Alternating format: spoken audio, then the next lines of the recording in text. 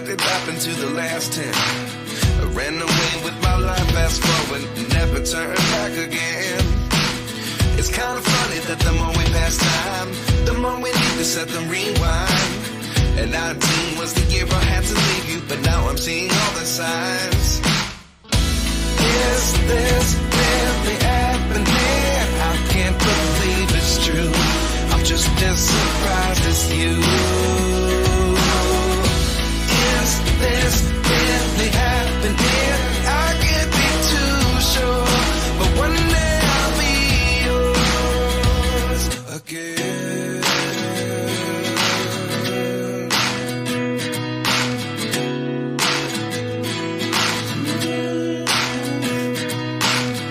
Life lessons come one in a dozen. The other 11 get something from nothing. I sit here looking for an answer. Maybe the biggest question was in the last chapter. You gave me the soul I have today. Without you I never could have moved away. But now I see what you teach. I do believe I always should have stayed. Yeah. Is this really happening? I can't believe it's true. I'm just as surprised as you. Is this really happening? I can't be too sure, but one day I'll be yours again. One day I'll be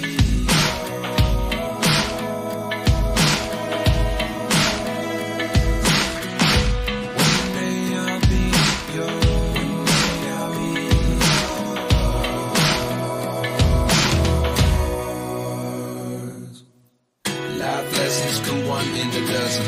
The other 11 get something from nothing. Life lessons come one in a dozen. The other 11 get something from nothing. Life lessons come one in a dozen. The other 11 get something from nothing. Life changes, just open the door. One thing certain, I'll always be yours.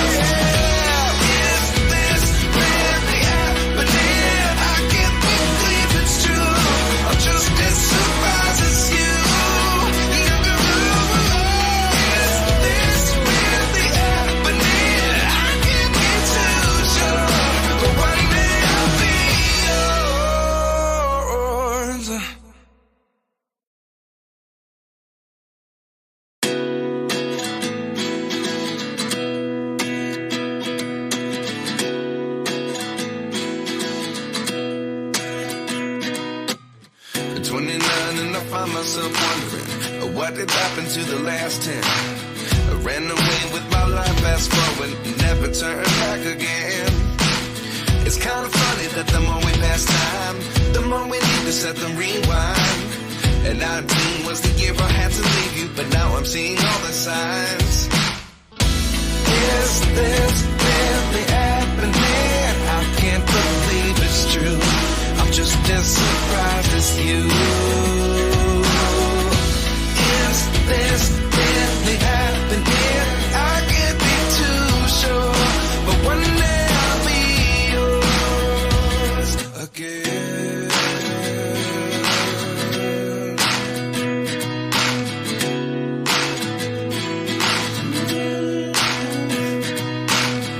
Life lessons come one in a dozen. The other 11 get something from nothing.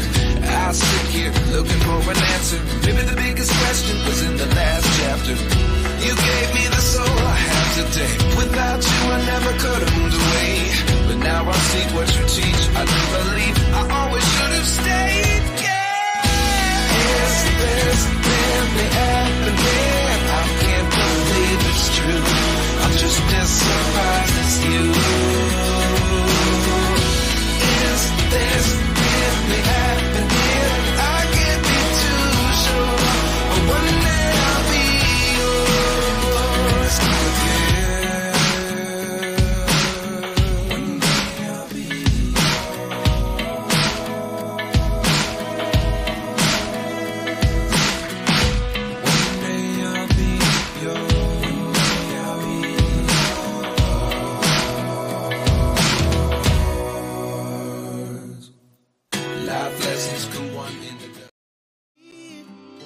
to the city streets, we began to feel the fire. We rise like tall buildings as the chemicals they take us higher. The night's young and it's just begun as she puts a hand in mine. We wanna chase the night, wanna dance to the light, pull the stars from the sky, just two hearts running wild. Never sleep, never stop, as we shout from the top. We're gonna be two hearts running wild. Good evening, everyone. How's it going? I see that Angie was here. I don't know if she still is. Hello, Angie. Hello, Brandon. Hello, Jennifer. Tiffany.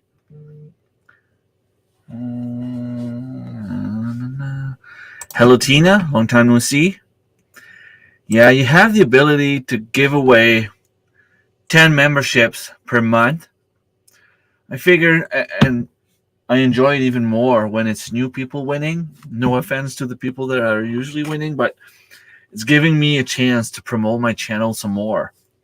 Because what you get when you become a member, you get access to new videos before other people. You get behind the scenes pictures. And lately I've been posting a lot. Well, I'm trying to post a lot more anyway.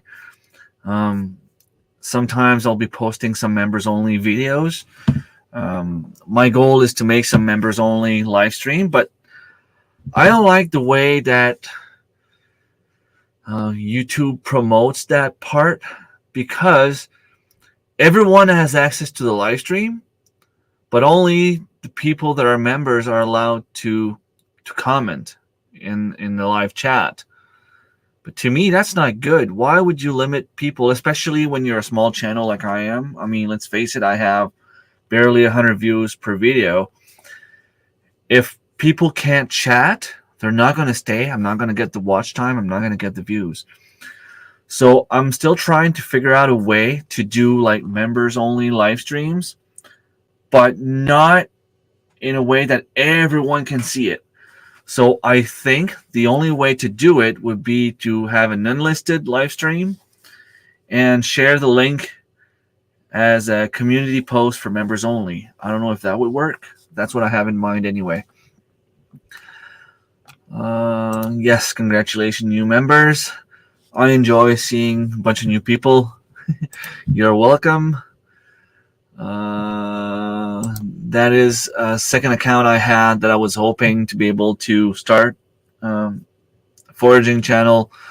Unfortunately, I don't want to start over with another English channel. Work is, it's so hard to get to where I am today. It took me 4 years, and I don't want to start over. I've been working on a French channel, although to have the content to put there is really hard. I'm going to have to see how I can get that done. Hello, Selge. Let's go. Yeah. I usually put it on just a few minutes in advance to let people know, because what I realized is when I start my live stream, people usually join 10-15 minutes later, and I'm losing watch time. So not only is what I just did, like with the introduction video, I know it lasts 10 to 15 minutes. It's giving me free watch time for the people that can just join the live stream, go and do their things, bathroom, get a drink, get a snack. Some people just put it on and leave. It's giving me a free 15 minutes out of my live stream. And it's also giving a chance to people to actually arrive before, like when I start speaking, people are mostly already here. So you are still here. That's awesome. And I'll take the chance the opportunity, I should say, to talk about a little challenge that you might see going on. The 30 post challenge. It's not very complicated. Anyone can participate. I encourage everyone to do so, because we all know that finding content can be hard. And making videos on a daily basis, unless you're not working, it's really, really hard. And even if you're not working, making a video on a daily basis is really hard in general. Hello, Thomas. Thanks for stopping in. So I figured I was going to do the challenge to try to motivate people to post 30 posts in 30 days. And you can do live streams, you can do regular videos, you can do shorts. But even by doing those 3 things, it can be really hard. I've been trying to post more shorts, videos, and live streams for the past 3 years, and it's just really exhausting. So I added a little exit door, maybe like a little extra rule to make it easier on people, but to still stay active on YouTube, and that is by putting a picture. Pictures count as well. So if you have a live stream, video, short, or even just a picture, every day for 30 days, you can use the hashtag 30 post with an S challenge. And it's just a way to push people to do a little bit more. And honestly, I started doing it way back mid-May, and I realized that we are 10 days away from me being done, and it gave me a huge break, because not only it took me like an hour to get organized and have a bunch of pictures, make a bunch of shorts. All I did was upload them, upload the pictures private, and I was able to schedule them for later on. And I put like 1 video, 1 live stream, 1 short, 1 picture. Okay, that day I know I'm going to be busy. I'll just put a picture. Okay, I might have time to do a video here, so I'll put a video.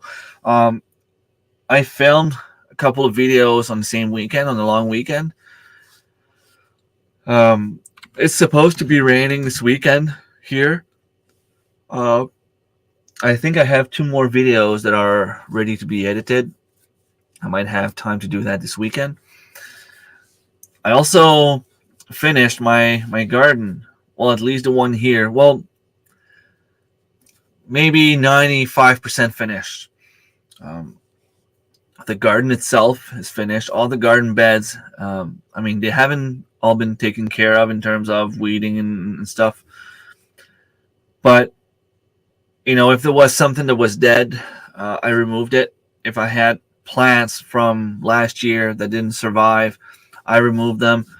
I have some seeds germinating in my compost, the compost that I purchased from the farm, the Groot farm, not too far from here, at $30 for a bucket of tractor. It was awesome. There's a few weeds growing, but the way I see it, it's like a cover crop. I don't know what it is. I don't know what it's called. But I had some growing in pots that I had leftovers from last year. And all I did was grab them, and everything came off, just like the whole pile of grass or weeds came off. And it was left with like beautiful composted soil.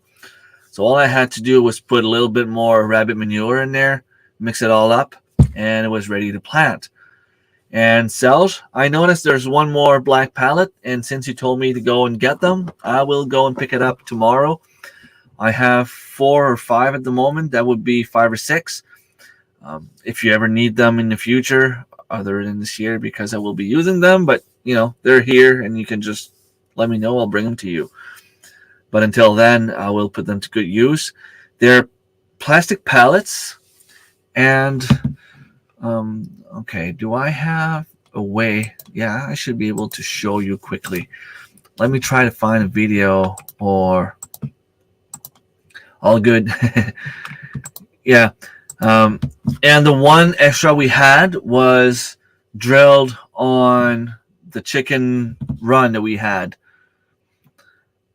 Um, let me just check. Do I have pictures? Oh, I should have pictures. I think I sent some pictures to Marilyn.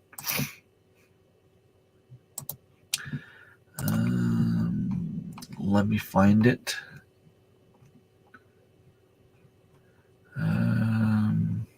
Okay, I'll download this one just in case. There it is.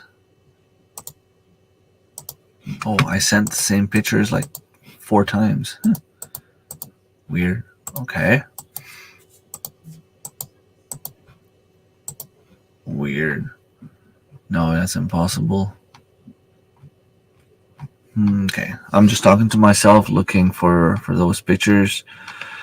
Went to bed early, blah, blah, blah, blah, blah, blah, blah, blah. Okay, well, they're too far in the conversation. Let me just open the download folder, and we'll be able to show it to you by sharing my screen. Okay, let me come back here. Even when you're working, it's hard. Been filming a vlogging video for 3 days now and keep getting rained out. Yeah, it is hard. That's what I'm saying. Like, even if you're not working, it's hard. So imagine if you're working full time. So I had weeds growing here, and I kind of lost control. So what I did was put the tarp, and because I wanted the tarp to stay there, I put those plastic pallets, and I planted a bunch of herbs. I think the first one is actually lettuce. The second one is Swiss chard. This one here is cinnamon basil. I have another one with rosemary. I have another one with summer savory.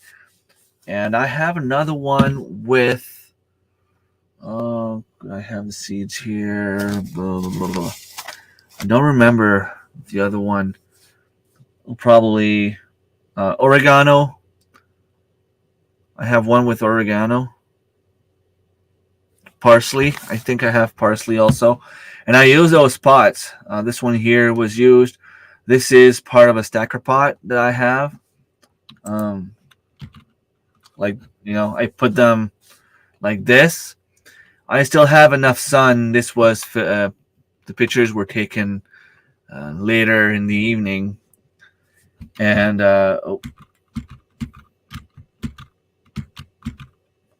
crazy dog.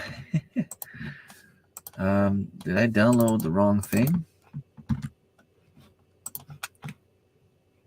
Oh, and this one here, this was like the huge white plastic barrel, and I sliced it up, and I passed the weed eater today, so it looks better than that.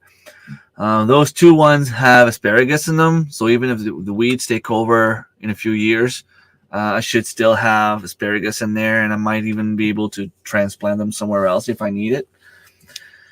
And this one here has 2 mullein plants that I'm hoping will survive. My brother wanted to get rid of them, so hey, it's a plus for me, right? And I have daylilies. I have one here and another one in the back of my property.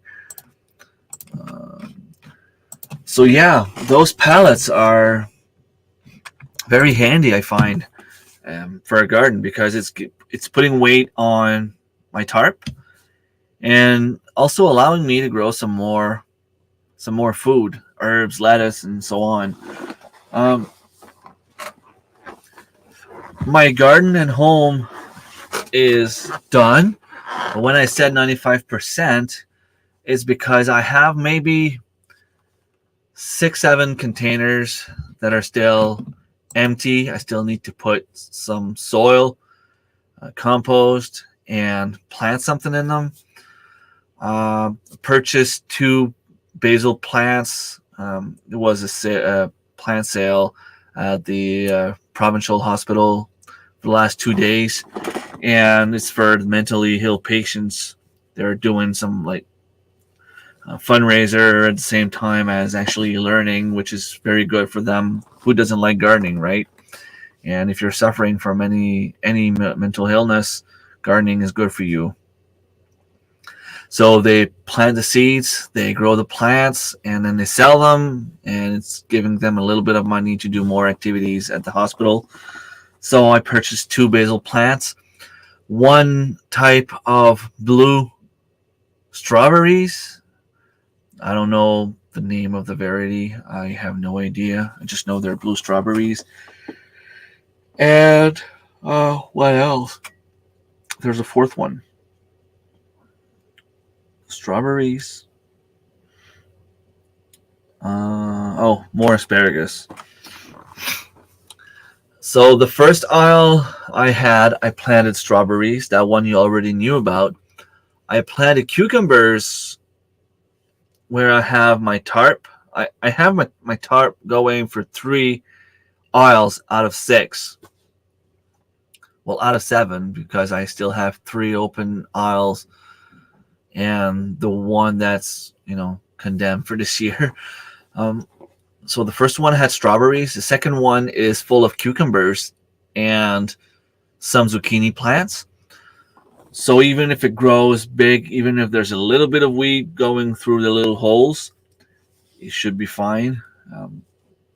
Zucchini plant will take over, and I'm hoping the black tarp will attract the sun, keep the ground warmer, which is better for cucumbers. The third aisle is full of beans. The first open aisle is full of radishes, beets,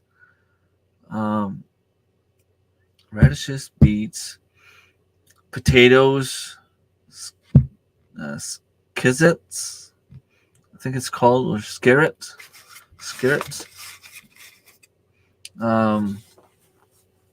What else? I know I planted something else. Beets, radishes, potatoes.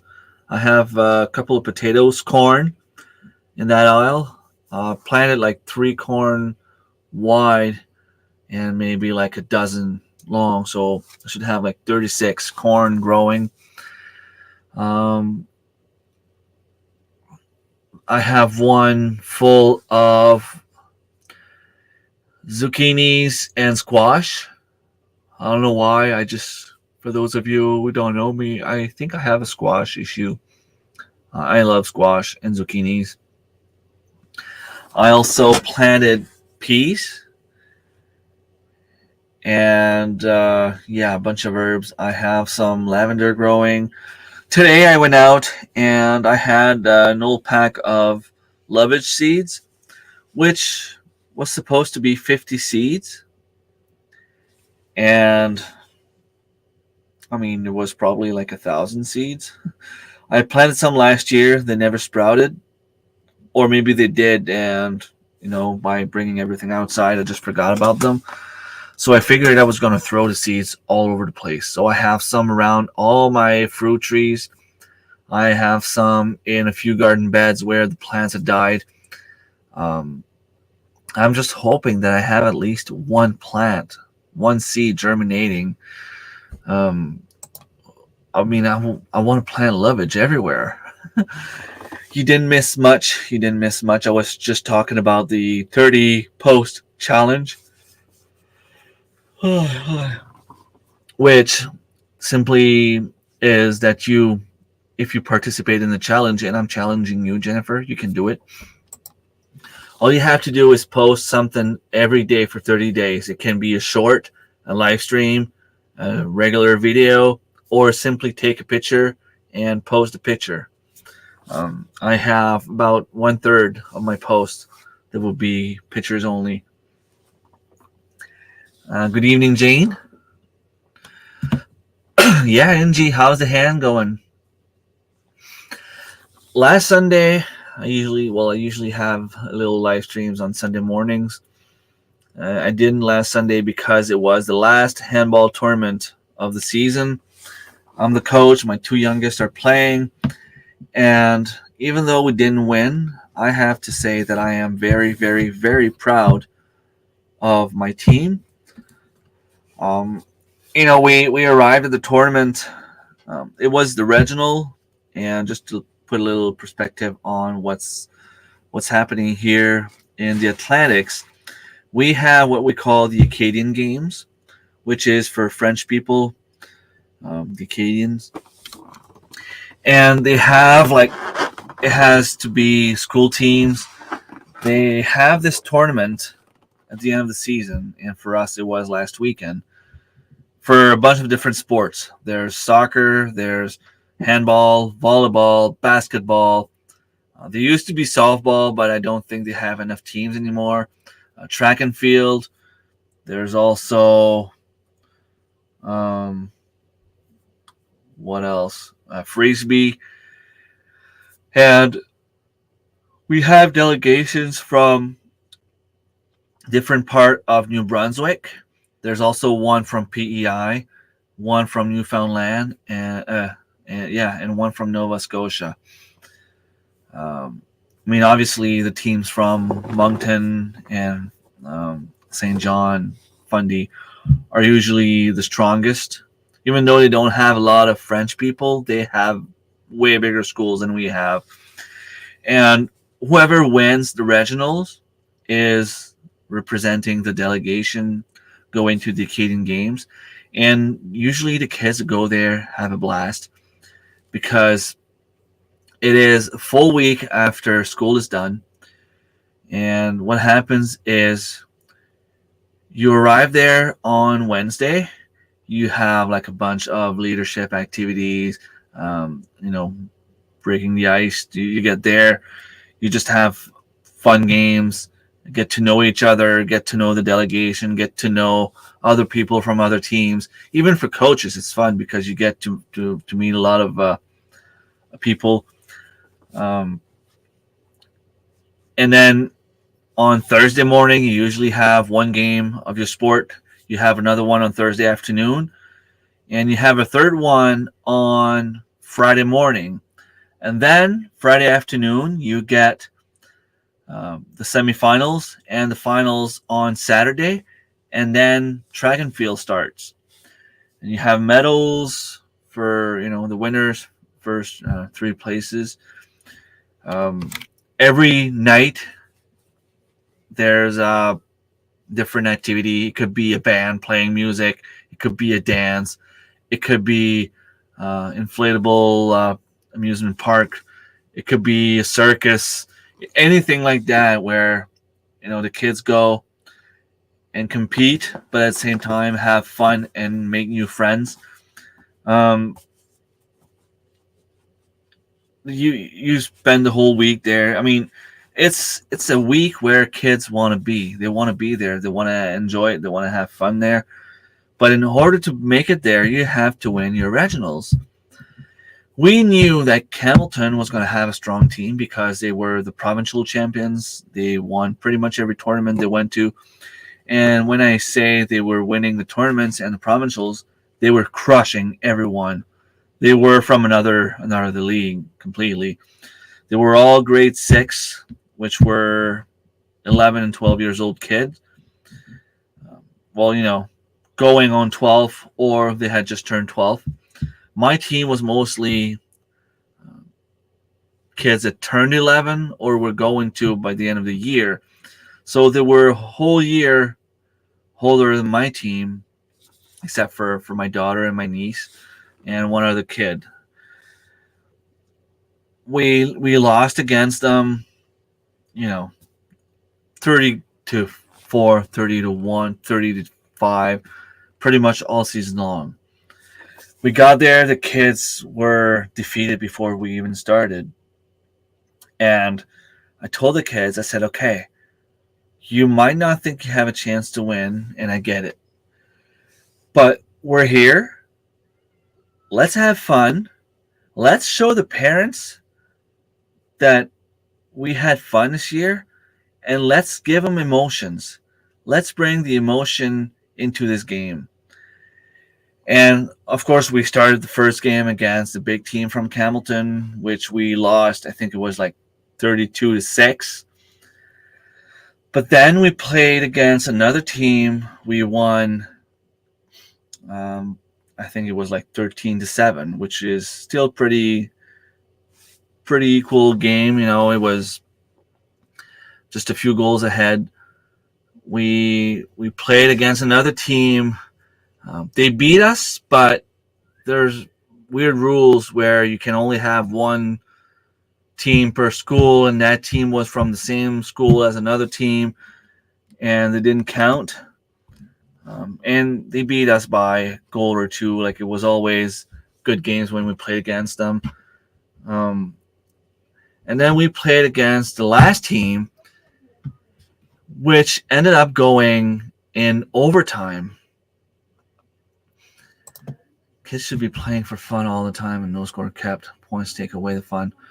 I'm not going to do a big argument here, but I disagree a little bit with you, because I find that if kids don't learn, they don't have fun. If they don't improve, they don't have fun.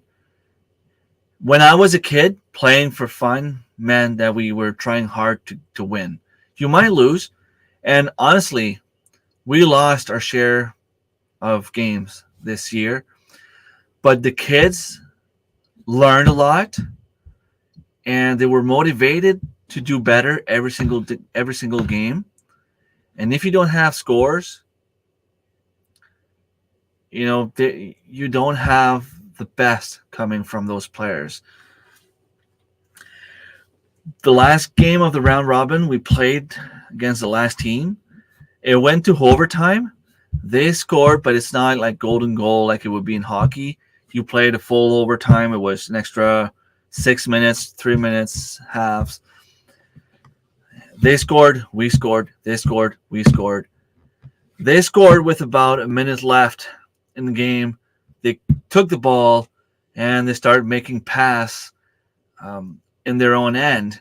And I yelled to my son, I said, Lucas, go and get that ball, because all they're going to do is waste the time until the end of the game. You start putting a little bit of pressure, cause an error. We ended up taking the ball and scoring, tying the game with about 10 seconds left in the game. I didn't want to tell the kids, because they were finally showing some emotions. That was a fun game to be part of. But no matter what happened to that game, because of the goal differential, we were guaranteed to make it to the semifinals. There was 5 teams. We were already in the semifinals no matter what. But we ended up going into shootouts, knowing that we were guaranteed to go to the semifinals. That game didn't mean anything to us really, other than pride. I figured I was going to try to do something different. Well, I had one guy on the team. It's a mixed team. I had one guy that just was too stressed out. He didn't want to go. He didn't even play the last game because he was too stressed out. And I kept telling him, look, let's just go and have fun. I don't want to. Well, you're one of my best players. Like, I need you. You just didn't want to. I'm like, okay, I can't force you to play if you don't want to play. He didn't want to go for a shootout. And I had another strong player that looked at me. He's like, I'm going to miss the net, so just put someone else. I'm like, okay. I ended up putting the 4 girls I had, and my daughter's the goalie. I ended up putting her as well. So we had 5 shooters, and the 5 shooters were girls. And I could see the parents on the other side there that were like, what is he doing? What the hell's going on? The other team put the 5 guys, and we put the 5 girls. My daughter didn't want to go in net. She's like, Dad, I don't want to go. I don't want to go in nets. It's shootouts. I'm like, Miley, just go, have fun, do your best. It doesn't matter what happens. We're going to the semifinals anyway. And you could see from that moment that she was relieved a little bit. They couldn't score one single goal on her. We won that shootout. We won the semifinals. And then when we made it to the finals, I mean, we knew my best player was too stressed to play, didn't want to play. I didn't have any more spares for the guys, so I had to play everyone. They were tired. They were burnt out. We had one more game than the team we were playing in the finals. They were way stronger than us. And we stayed there and we played the game, and they played their best. And it was fun. Even if we lost, even if we got crushed, it was fun. It wasn't fun getting crushed, but the kids stayed there and they left everything on the line. Even though they knew they were probably going to lose because the other team was way stronger than them, than us, they gave it their best. My son, that scored maybe 2-3 goals in the whole season, played the tournament of his life. And that's why I'm proud, because he stepped up at the time we needed him the most. He scored 3 goals in the game, the second game, the second game we played, the game we won, which is the reason why we were guaranteed to go to the semifinals at that point in the overtime, because we needed to lose by like 10 goals in order not to make it to the semifinals. And being in overtime, especially when we got to shootout, we were guaranteed to make it. He scored pretty much a goal at every single game. My daughter in net made some incredible saves.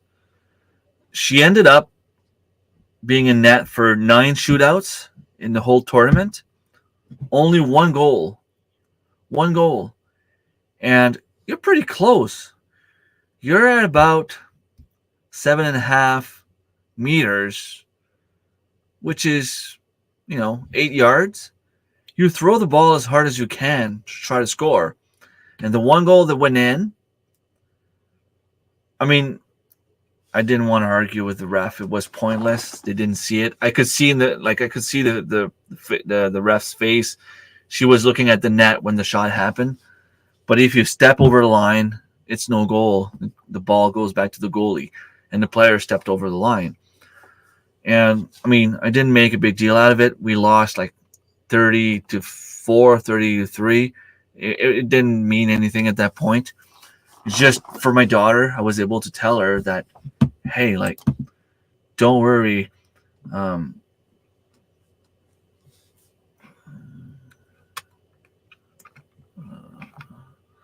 Okay, what is she talking about? Oh, my one have switched to a different format now. It's sending me pics and voice notes, whatever, as you have been doing, and let me know whenever you want to schedule in a call to work on stuff. Things were okay.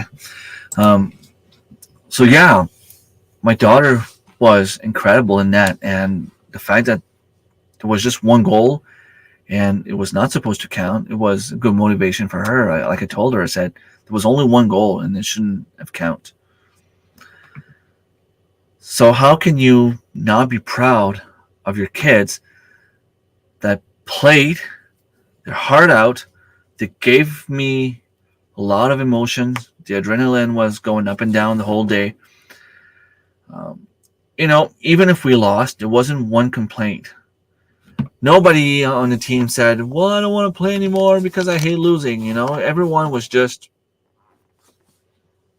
playing their best no matter what. I ended up getting a pin in my hand to prevent the joint from moving, and I rejected it, and my hand closed over it, so it was removed. Hard time, surgery, yeah. Let's hope that it finally gets better for you, Hanji. Just got my first garlic scapes today. I really like the scapes with Rittman's salt. Oh, nice. I will harvest some onion scapes soon because I can see the seeds forming on top of them.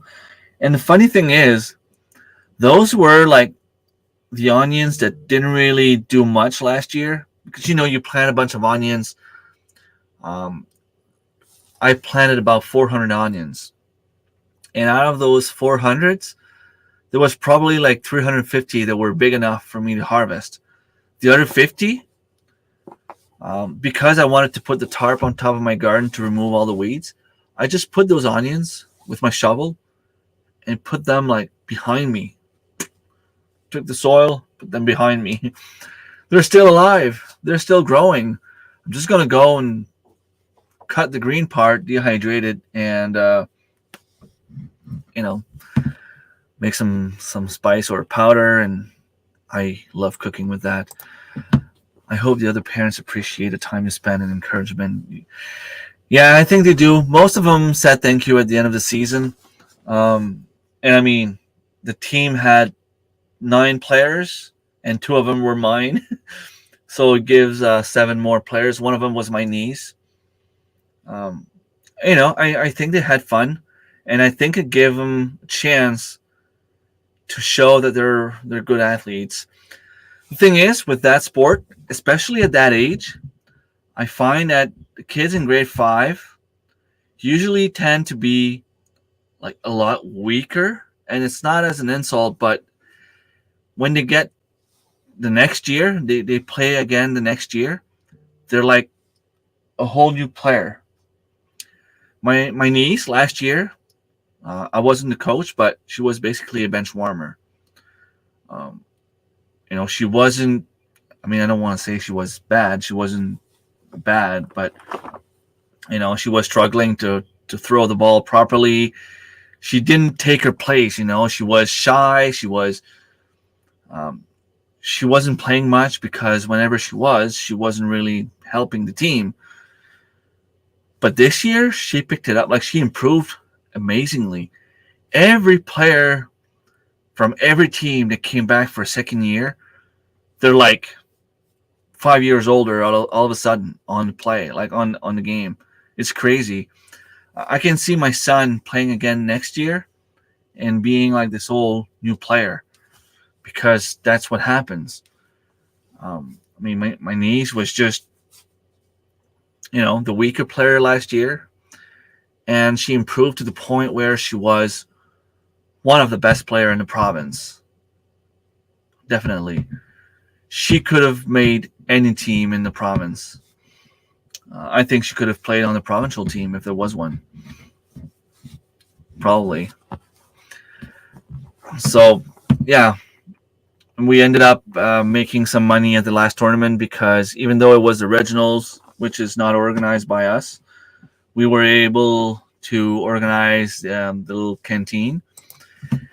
We ended up selling pizza, hot dogs, grilled cheese, chips, pops, water, juice, a few other snacks. And I think we ended up making over $500. And we're just going to have to discuss what we made with that money. Either we're just,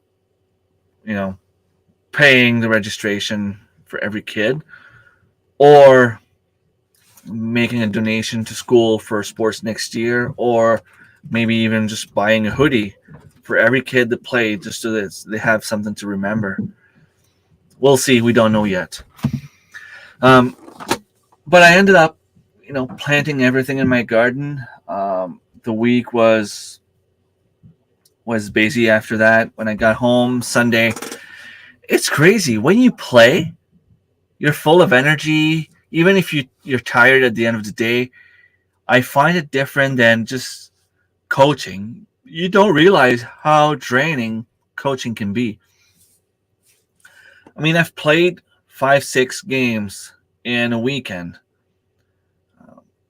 And even as I was older and not as much in shape as I was when I was a kid. And you get tired, you'll be sore the next day, but physically, not mentally.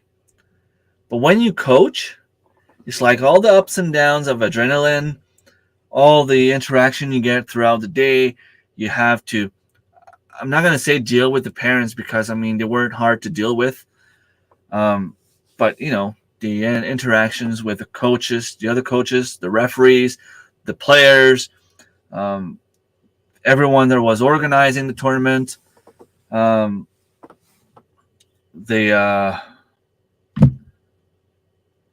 Just give me a sec.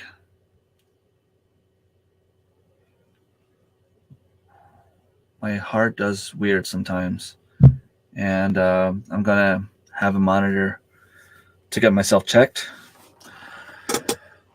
It feels like my heart is defibrillating on its own. It's like,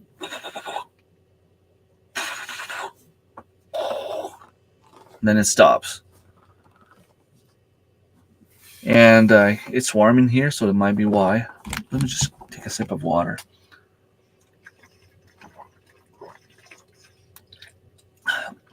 But yeah, I got home Sunday. I think I went to bed around 8, 9 o'clock. Good evening, Darren. Thank you so much for stopping by. I woke up Monday morning. When you're overtired, you don't sleep well. So Monday night, I went to bed early again, trying to gain some more energy. And I ended up having acid reflux during the night. So I spent about 2 hours sitting in my bed, just trying not to.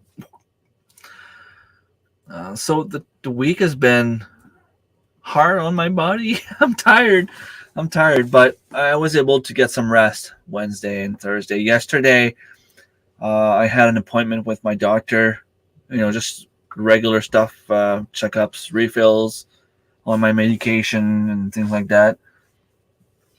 Hello, Karen. No worries. Yeah, you're expecting rain, and so are we.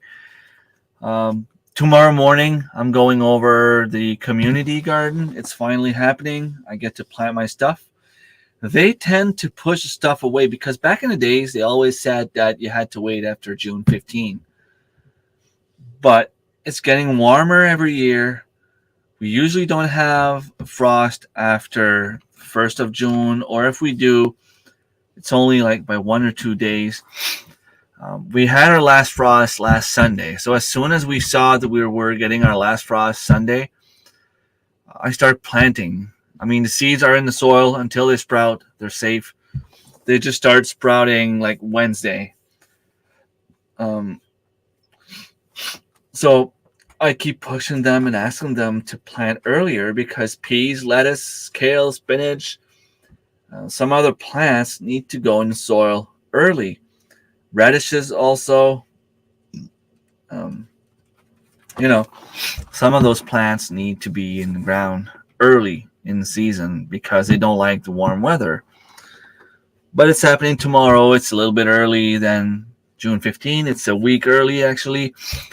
I prepared all my stuff. I'll be planting my beans, some tomatoes. Well, I have some cherry tomatoes, actually, to bring there. I also want to bring some pepper plants. I have some plants in the greenhouse I have to go get. Let me just write myself a message so I don't forget tomorrow morning to bring those from the greenhouse.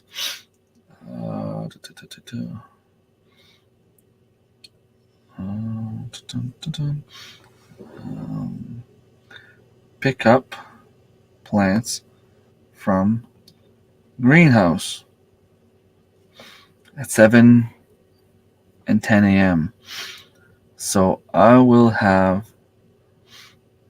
that alarm waking me up in the morning at 7:10.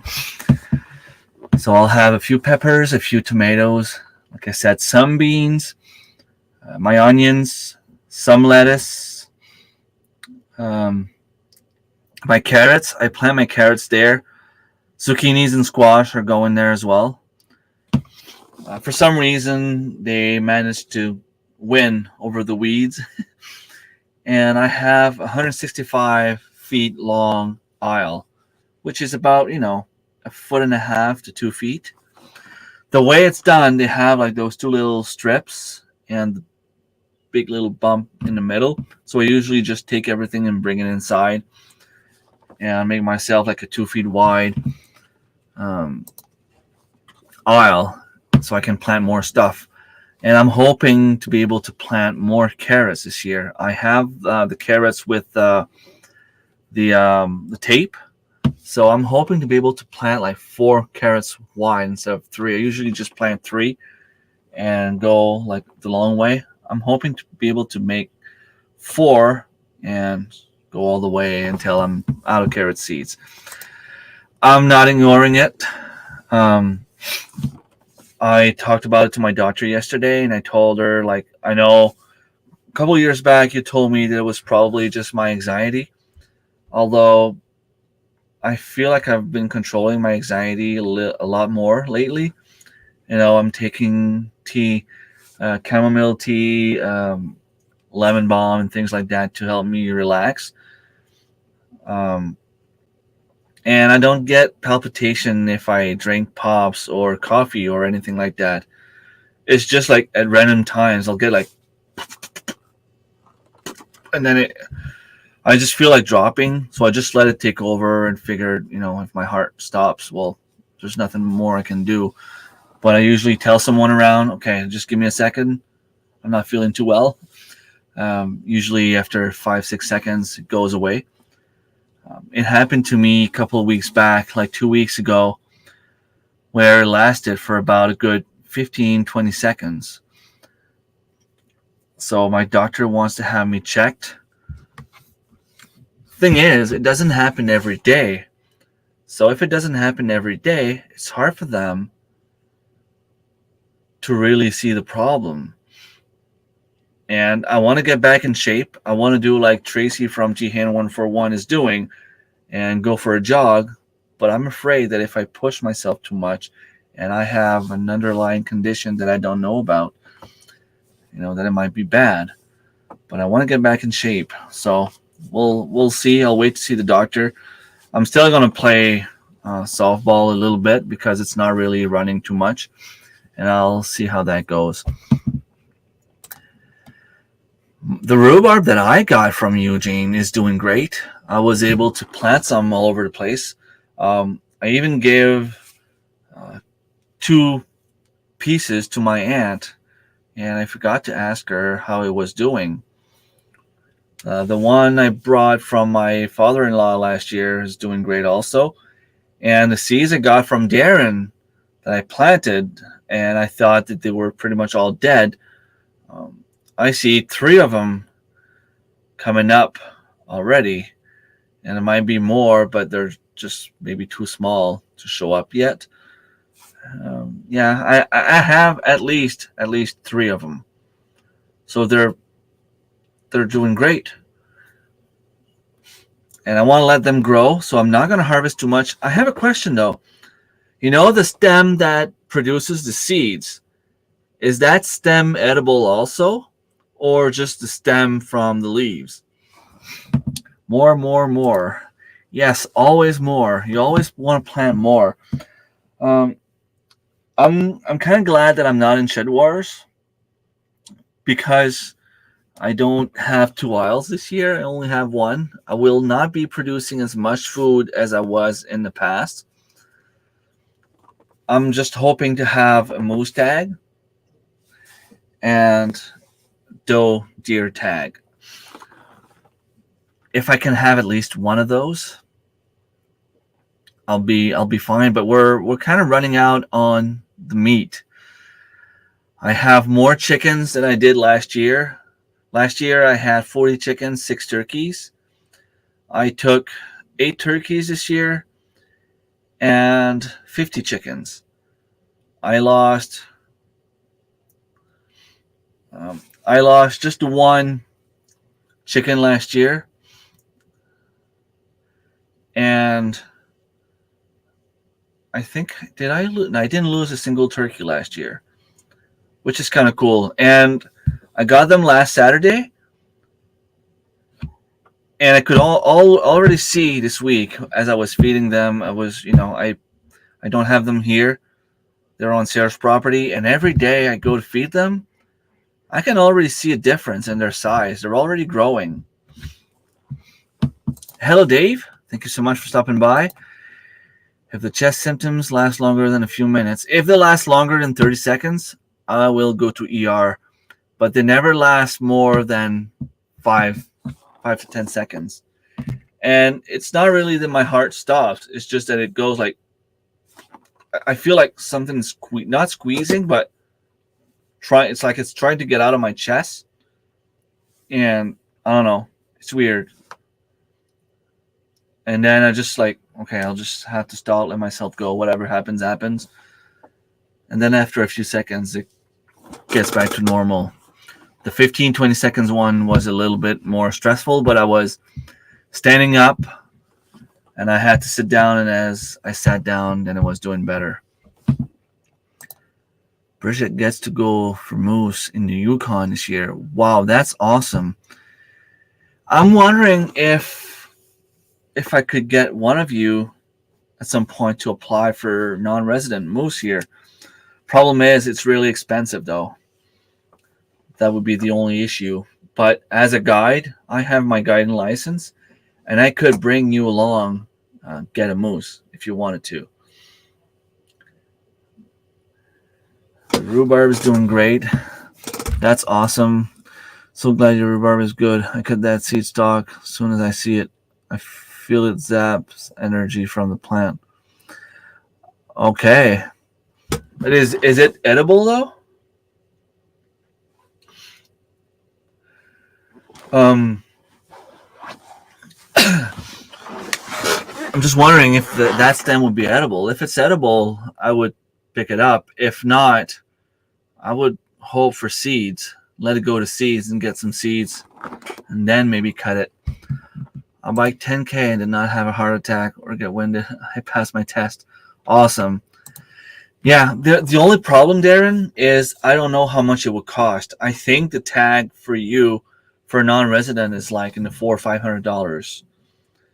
But I mean, we could always make a deal where we go, we split on the expenses once you're here.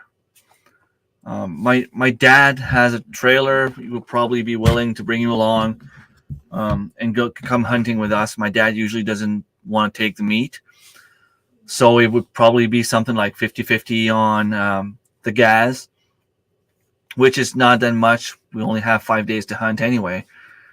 And I say 50-50. It'd be 33. Because I'd be there also as a guide. And, if you get a moose, I get my share. That's all I'm really asking for.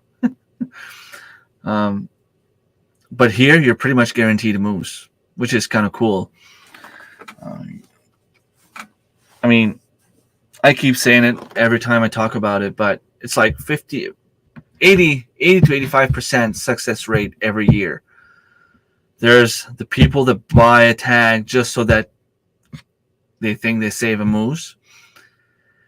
There's also the people that will get 3 to 4 tags in a group and, they'll stop after 1 or 2 moose. There's also the people that just don't go hunting at all. They just get the tag and it's an excuse to go play cards in the woods and drink beer.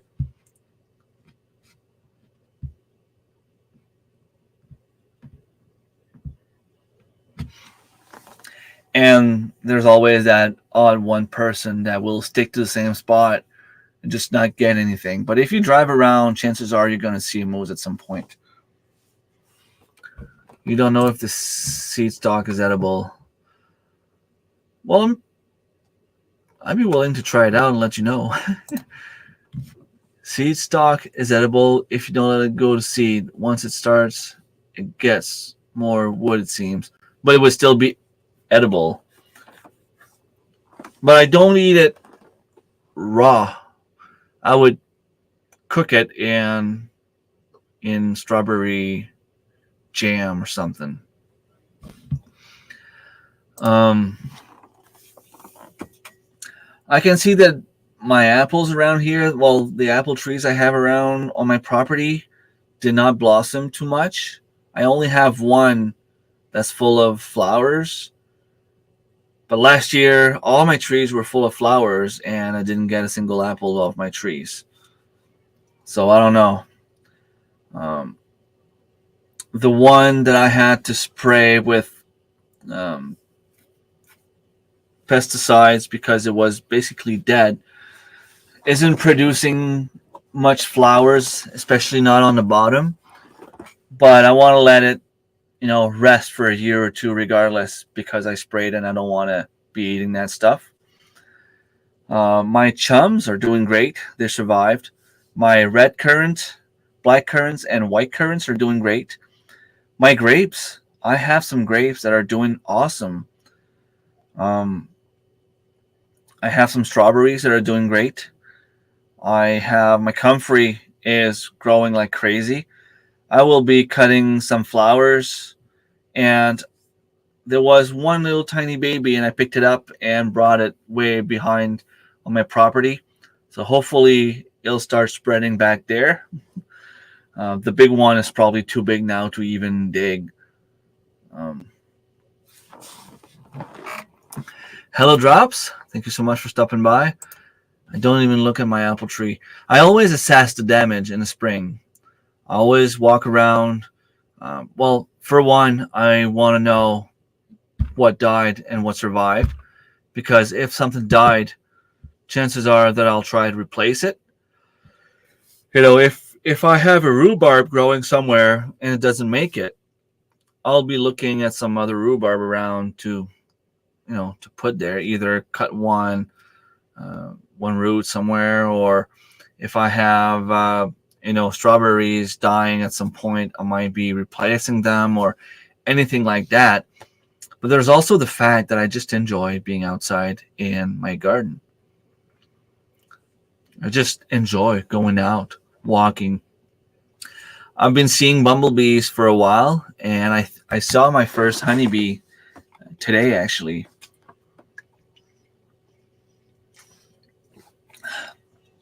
And she was on a dandelion next to my asparagus. I'm having connections issues tonight. We're still under the tail end of today's storm. We're supposed to have rain, heavy rain tomorrow. I don't know if it's going to be a storm, but we're expecting heavy rain. I have thousands of queen hands rhubarb seeds.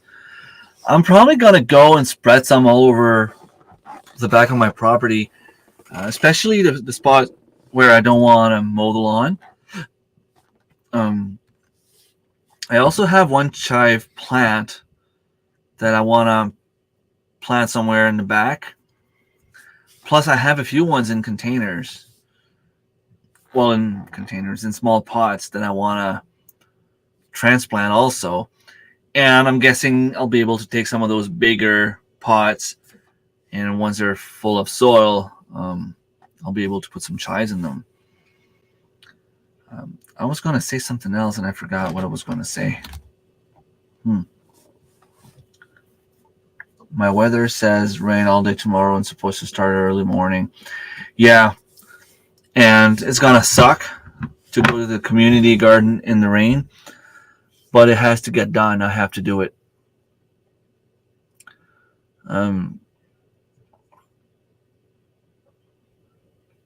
What was I going to say? Oh, well. I was looking for, is it Queen Anne's shallots or St. Anne's shallots or something like that, Darren? You were supposed to give me, but I completely forgot when I left your place. I'm going to try to find the seeds for next year. A perennial shallot would be pretty awesome. That's actually what I was going to ask you. St. Anne's shallots, yeah. Not what I was going to ask, but what I was going to say. I planted the two big ones that I purchased. They don't seem too strong, but at the same time, they're still alive. So they could make it. The two small ones I had, I left them in the pots, buried them in the pots in the ground, because I was told that apparently they need to have a good rooting system before you transplant them.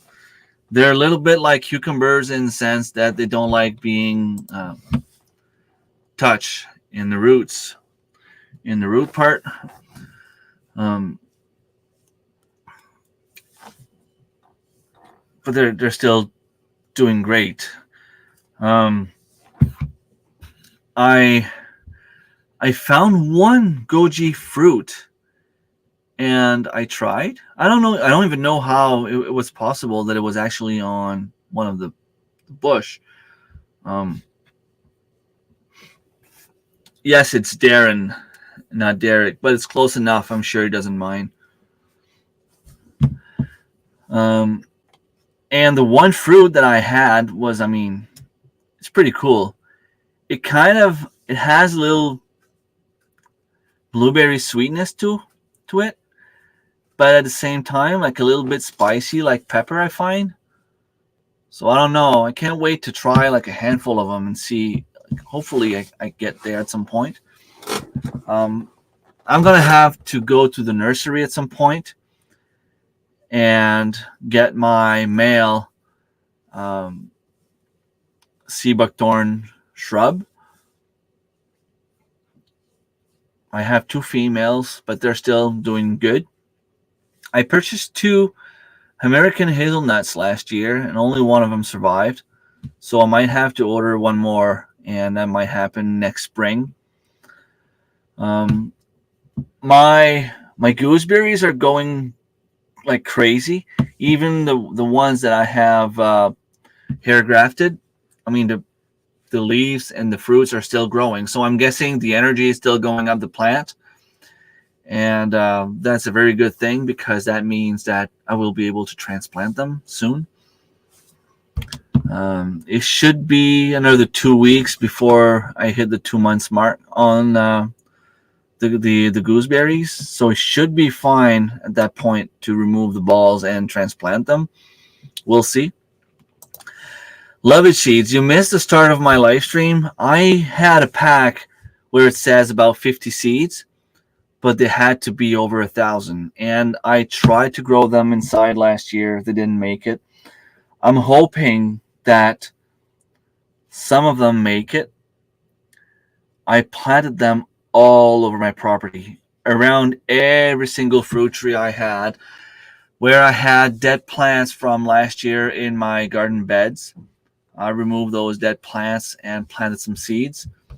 And I'm just hoping that at least one of them survives and sprouts and grows. Then I can start planting them all over the place. Love it, seeds. We were talking about that the other day, right? I found random stuff growing in the old soil from last year. There's a pile of chives, beautiful, but ones I planted, nothing yet.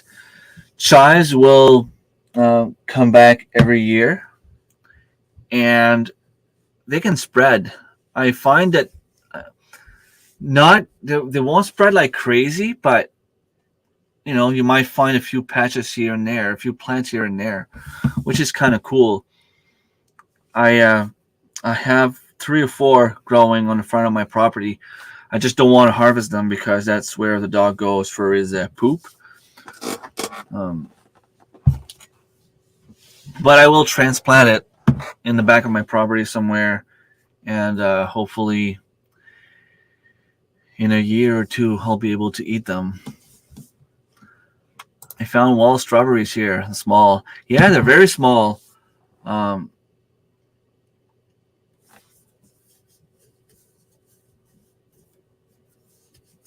was reading something else. They're small, but they're very good. When you have a handful of them, oh my God. I think that's one of the best fruit in the world. The wild strawberries, when you have a big bowl of them, it smells incredible. And if I can find a nice spot, I mean, I'm hoping to go again with the kids. They enjoy doing that. The only spot I found was under the hydro lines, which happens to be a place where they spray. So it's not really a good thing to go there and harvest them because they spray. to stop the trees from growing. So I'm not going to eat those strawberries anymore. Goji berries are not sweet to me. I think I will combine with black raspberry I get at a U-Pick farm near Lynn's place. Awesome. They were not sweet in terms of, being sweet, but I find that they had like the sweet taste, which kind of contradicts what I was saying. But I don't know. It has like a spicy. To me, it was an hybrid of pepper and blueberry kind of. It's hard to explain. Hello, everyone listening in the garden. Helpy, thank you so much for stopping by. My branch I forgot to put the rooting powder on last year died. They get the nutrients from the tree, but don't grow roots, and then it dies. So I didn't get anything from last year. That sucks. Maybe it was too wet or too dry, because apparently you don't necessarily need the rooting hormones for it to work. I'll see anyway, because I have a few ones that I forgot the powder, and some of them I did. I think I weed whacked mine today. Well, if you know where they are, you can still go and they'll grow back. Because that's why I don't mind it growing all over my property. What's the worst can happen? It can happen. I'll mow the lawn and mow them. Okay. And, I mean, if I have 40, 50 plants growing all over my property, I'll either eat them or I won't have time to eat them, and I will leave them there and I will mow them. Either way, they produce flowers. They're beautiful. They smell amazing. They're good for bees. They're good for pushing away the pests that you don't want to have. Oh, well. Yeah, well, it happens. This year I made sure I didn't forget to use rooting powder. That's awesome, and I'm hoping they survived. They were about to flower, so I picked the flowers off. I tried to graft actual branches on my dad's apple tree, and all the branches are dying. But the problem is, it's hard to put the branches to stick on the other one. It's like you put them on top of each other, even if there's like a bend in them. But it just goes like. So I don't know. I don't know what to do. I don't know how to do it. Maybe I just took branches that were too big or too small. I don't know.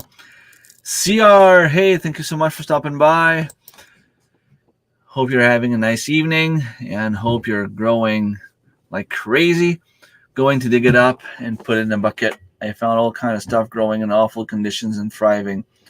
That's weird. The red currant I planted last year from a dead branch is the only one that survived. I put a few cuttings in the ground, and the one I didn't care for is the one that survived. Was talking to fellow gardeners and Slate. That's a good reason. Whenever you're talking about gardening, is a good reason to be late. We kind of have an ongoing joke, one of my colleagues and I, where I'm like, when you see the word sex somewhere, it's like, okay, now that I've got your attention, here's what I want to tell you. And you can be talking about something completely different. And I'm like, for her and I, it's just garden, flowers, plants, Jardin, jardin, jardin, which means garden in French. Garden, garden, garden, Oh, you got my attention. Okay, well, you forgot to put that pill in the dispensing machine there, or you made a mistake here, or just an ongoing joke we have. I'm loaded with wild strawberries, and they are so much bigger this year. Awesome. That's great.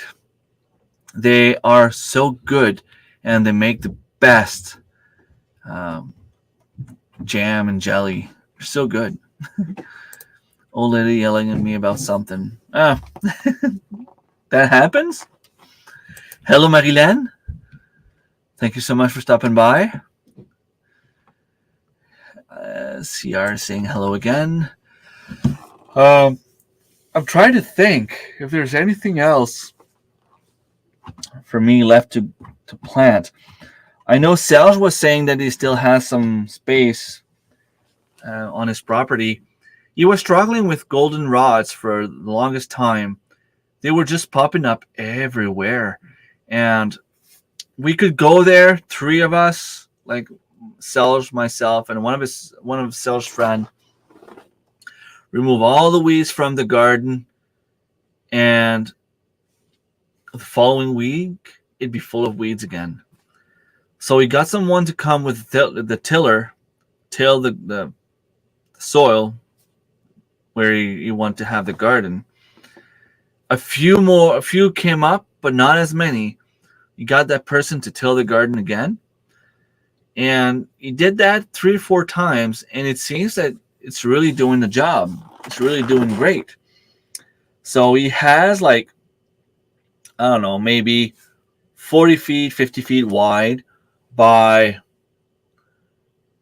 maybe 120 feet long, which is a huge garden. I know he's sharing with one of his good friend, but still, he says that he has some more space.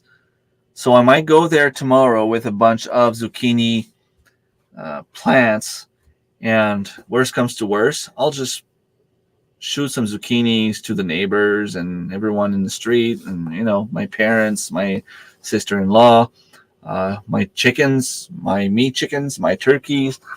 I'll bring some for the deer if I have to, but zucchinis and squash plants grow big. They take some space, and they will help with the weeds around them as well. You can come help me plant my garden if you want. Depends. Do you pay for my gas? If you do, I'll go.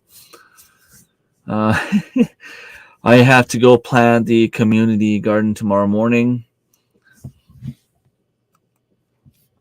Nope, I didn't weed whack the lovage. That's awesome. I'm glad you did not.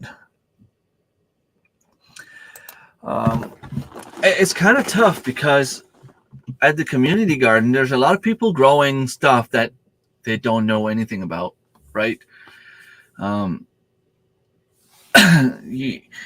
They might be planting potatoes without knowing or realizing that next year, maybe you won't have the same aisle.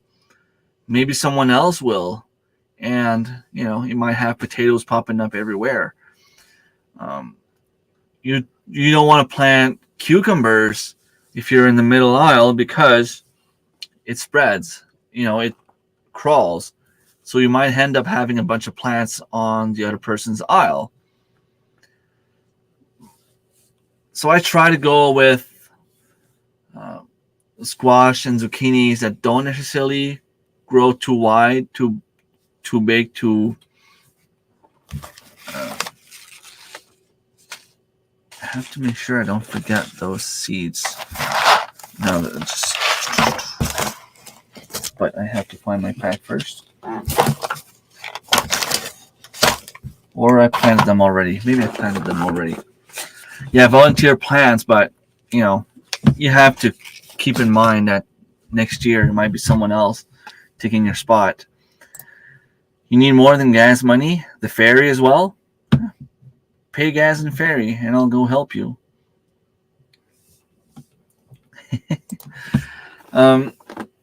So yeah, I try to stick with the carrots.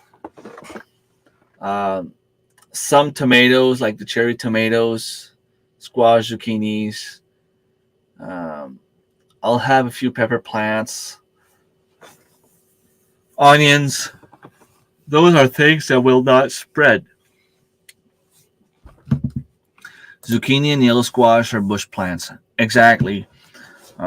Last year, I was with, right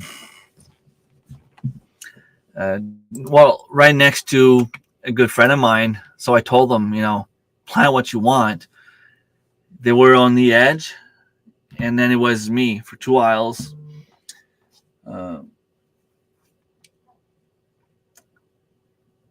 So I told them, don't worry about what you plant. Just instead of pushing everything in the road next to you, push everything on my side. and I will be taking my second aisle and push everything in the middle as well. So that's what we did, and I mean, it was a struggle at some point. Like, she's like, well, I think I harvested a few of your squash that were growing on my side, but you might have harvested a few ones of mine that were growing on your side. And it was just kind of cool, you know. We ended up having a few different squash than what we planted, because some of mine were crawling on her side, some of hers were crawling on my side. And even if we tried to look at, okay, that one is coming from her side, okay, that one should be mine, it was still always hard to know for sure. Won't plant carrots till fall. Longer growing season here. Yeah, if I don't plant them tomorrow, I will have those tiny little carrots by the end of August. So no experiments. I have some mints growing in the front of my property and on the back of my property, but way below where my garden is. Maybe autumn, actually. You're lucky you get to do that.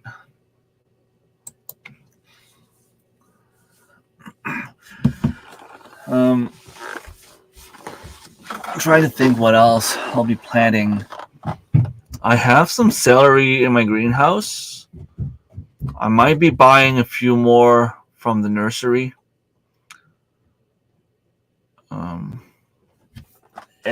It's tough because I'm kind of broke.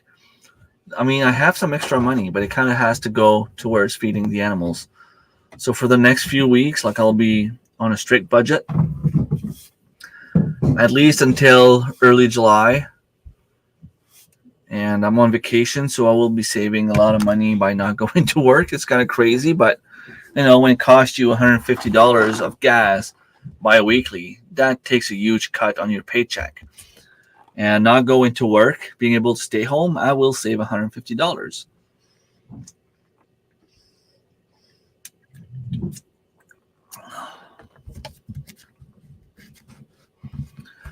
You just need fence wire for climbers. Yes, but it's kind of hard there because there's a NB trail going next to it, like where people can go for walks, ATVs, and bicycle and all that kind of stuff. So I don't want to put something there that would attract people with bad intentions. Like, I wouldn't want to put T-post and having someone go and steal them from me, because there's always one person every year that gets like a huge pumpkin stolen or potatoes stolen, or things like that. The guy that's doing the garden told me he was the only one planting one type of specific white pumpkin last year. Someone stole the pumpkins from him, and he had a pretty good idea who it could have been. And he just drove around that person's house, and you could see the pumpkins on the stairs. But there's really nothing you can do, right? Like, you can't prove anything, but it's kind of pretty obvious. My boyfriend planted peas yesterday, in kind of a square triangle. It will be fun to get them to climb on something. Yeah, I might have to put some T-posts in the ground here where my peas are, and maybe just take rope and like go and zigzag from one T-post to the other.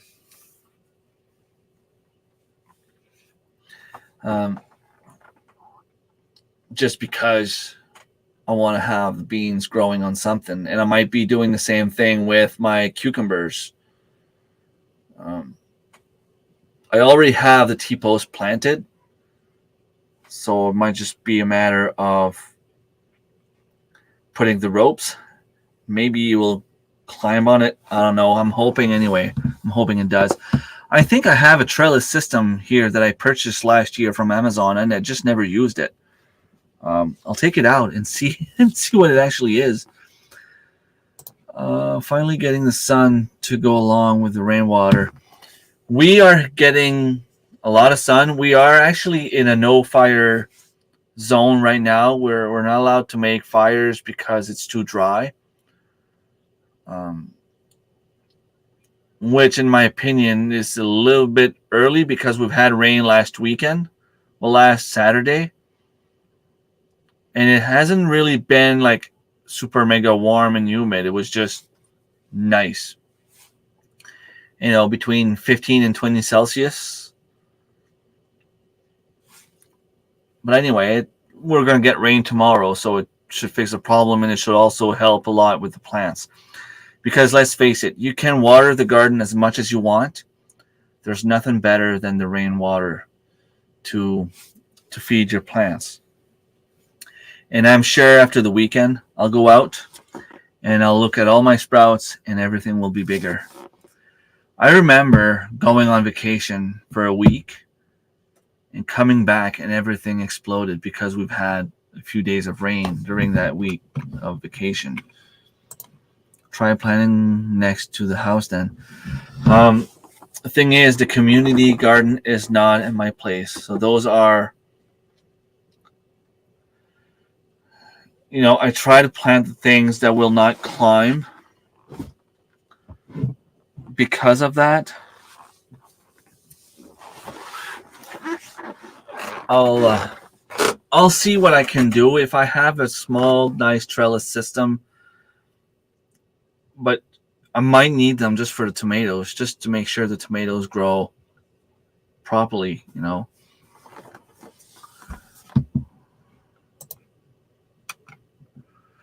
Yeah, I'll see what I can do. I have a few rebar I might be able to use as well. It's just that I don't like bringing stuff there and leaving it there. We have like a closet with a lock combination on it that I'll have the combination for, with rakes, hose, like the whole water system, shovels, things like that. And there's a few tomato, well, not the cage, but just like the triangle thing that we can borrow. I might be using those, but at the same time, I'm always afraid that if I put one of those things and it gets stolen, that I might be accused of taking it, and I don't want that either. It'd be a good idea for them to put cameras, but even if you have cameras nowadays, the cops don't do a thing. Even if you have the person on camera, they'll catch up to that person, and that person doesn't have the item on them. I guess there's nothing they can do. I'm using the old sunflower stalks as trellising for a few things. That's a good way to do it. That's actually pretty smart if the sunflower stalk is still strong enough to hold the plants. Peas and beans on Swiss chard grows well indoors. Cool. Although I prefer having them outside because of the rain. They are self-pollinating. Just put a fan on them. Yeah. I'll usually plant like lettuce. Sounds F up, in my opinion. What do you mean?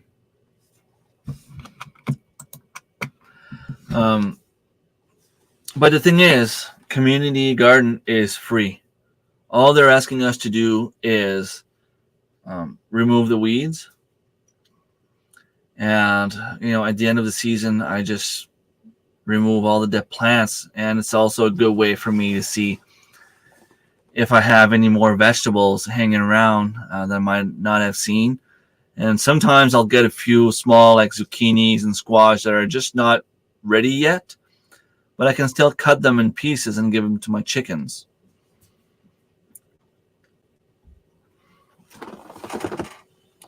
Yeah, I know IMO means in my opinion, but I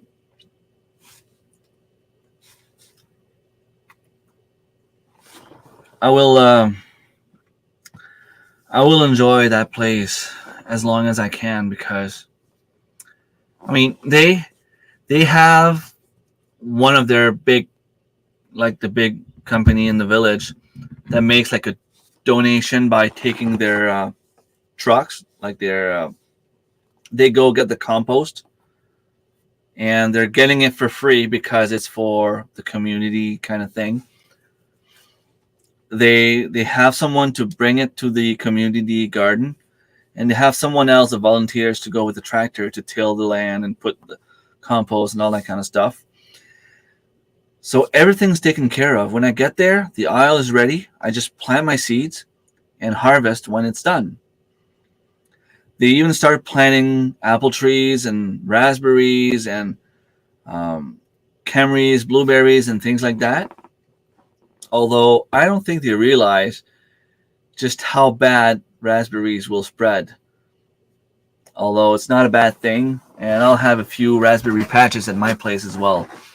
I'm taking them away from my greenhouse as soon as I can, and I plant them in the back. Yeah, I'm hoping I have some grapes this year. That would be my favorite if I have grapes. In my opinion, if we grew a little more in more places, it wouldn't matter because it's abundant still. Yeah, I'm just it's crazy the amount of money you can save on food. I was telling someone yesterday, before everything started going up like crazy, it would cost me about $800 bi-weekly of food. Now, with the inflation, everything is more expensive. My kids are older. I have, 3 teenagers now. Well, one is an adult, but 2 teenagers and 1 adult. So they're all eating a lot more. And I'm down to $500 of food bi-weekly. And we're not starving. I have 4 freezers. Okay, they're getting low, like very low.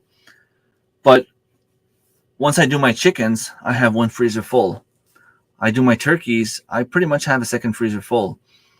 If I get a moose, that's a 3rd freezer full. And then I have like my fruits and vegetables that will fill out another freezer easily. And I try to can as much as I can.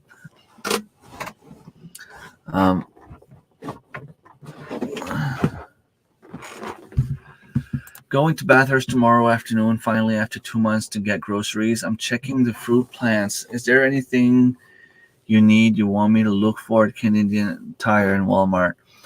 Not really. The only thing I don't have that I want to have is a male sea buckthorn shrub. But I will get one at Man's Garden Center. So don't worry. And plus, like I said, I'm broke. I will go to Belanger Landscaping, get whatever I need. I don't thank you for asking. I just don't think I'll need anything much. Trying to think. Last time I went there, what was it that I looked for? I purchased some Logan berries. The plants are still living. They're still alive. But I don't think they will ever produce fruits because my season is not long enough. But they never even tried to produce fruits. Like I don't see flowers. I don't see the fruits even starting.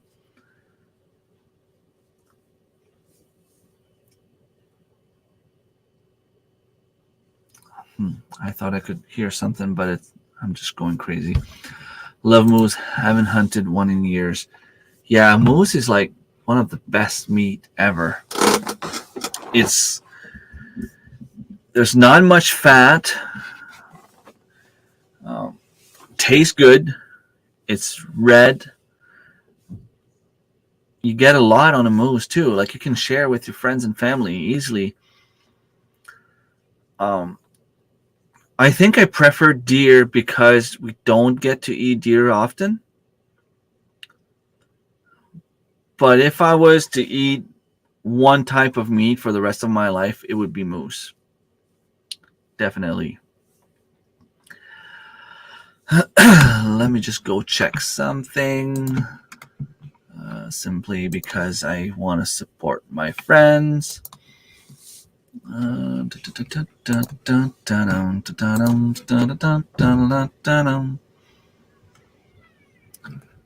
Redirect.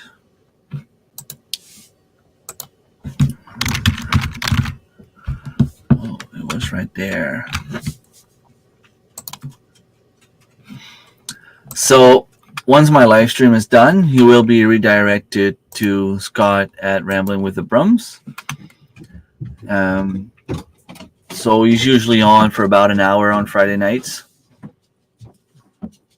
And he started about 30 minutes ago. So you should have a good 30 minutes of him because I'm about to go. 1,500 to 2,000 pounds of the hoof.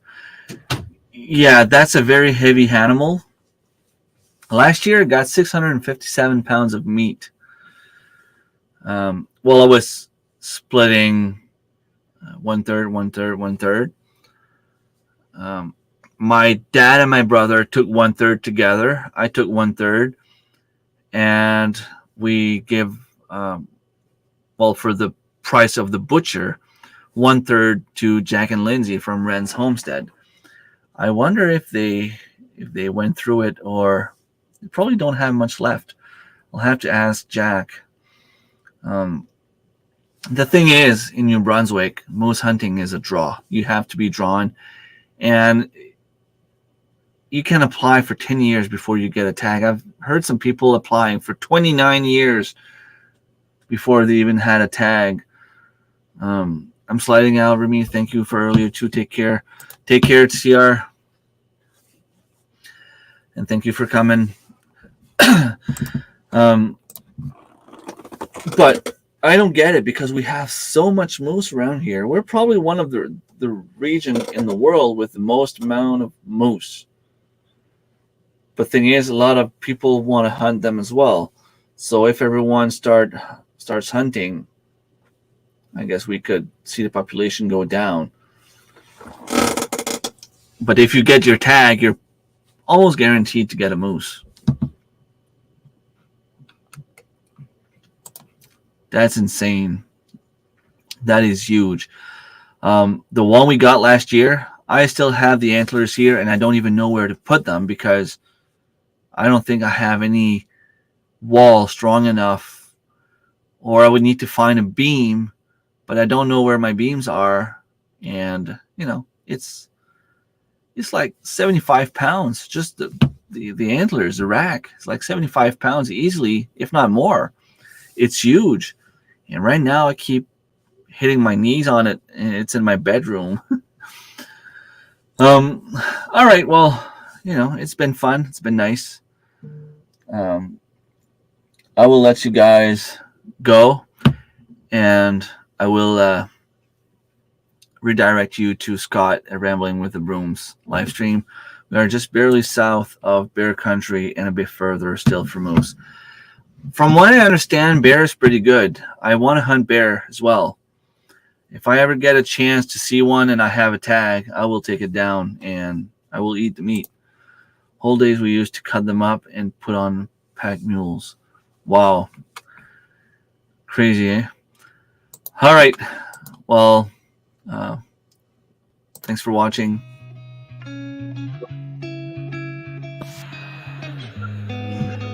We'll see you next time.